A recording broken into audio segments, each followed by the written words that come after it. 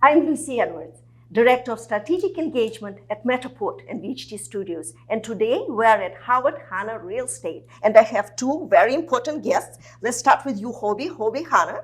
You are the president and the CEO of Howard Hanna Real Estate.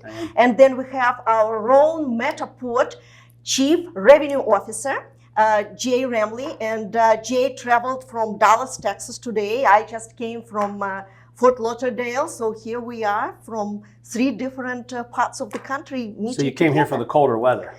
Yes, that is for sure. It was 106 today in Dallas. Yeah, so. it's only 85 here Exactly. today. So, yeah. It'll snow next week. But, very pleasant morning, that's for sure. Yeah. I would like to start with your brand, Hobie, because you have the oldest brand as a family-owned company. You were born in 1956, not you, but your brand, by your grandfather. Yes. In 1957, actually. Mm-hmm. And it was growing to be successful, strong, with absolutely stunning reputation.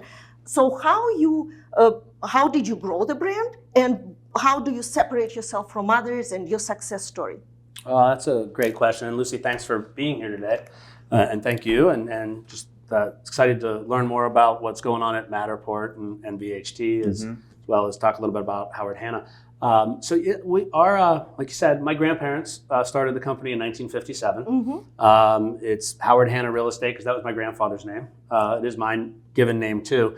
But I always like to tell the story, sort of maybe encapsulates about the family, is that he started the company in Pittsburgh in an area called Shadyside, which is a nice neighborhood right by an area called Oakland where the University of Pittsburgh is. And he really wanted to call the company Shadyside Real Estate because he believed real estate's very local and the people locally. But he didn't have the $35 to file the fictitious name at the time. So his accountant said, well, just call it after yourself. And that was not his personality. It was like, maybe my ego would be that way, but not my grandfather's. And so it became Howard Hanna Real Estate and tied to the family. I tell that story because as we've grown, it would really be a hard sales pitch to say, especially through acquisition and go into other markets, you're now working for Shadyside Realty. I'm not sure that would have played. But that, I mentioned that, I always like to tell that story to people who join us and others. One, it sort of shows that my grandfather had this family humbleness of like, okay, watch your dollars. Do you really need to spend that? Where does it happen? Because we've got to be long-term. But secondly, once he did name the business after himself, and then it's my father's name, it's my name, I have a son who has the same name, that name in the family is so important that it guides everything we do because it is a family business. We have to stand behind the values of our company and everything else. And I was saying that I think the fact that the name of our business is a family name, and there are now. There's three of us alive today that carry the name Howard Hanna, and although we all have nicknames, but it's also the family name of everybody, that Hanna name, and there's a pride that even with family members that aren't in the business, say, are you doing the right thing with the family brand? Are we doing the right thing? Are we living the mission of the company? Are we taking the values that were started by my grandparents and still continuing them into a third generation, and with my cousins and my brother and my sisters and everybody that in this generation. And I think you asked about the little bit of the history of the company and we've grown.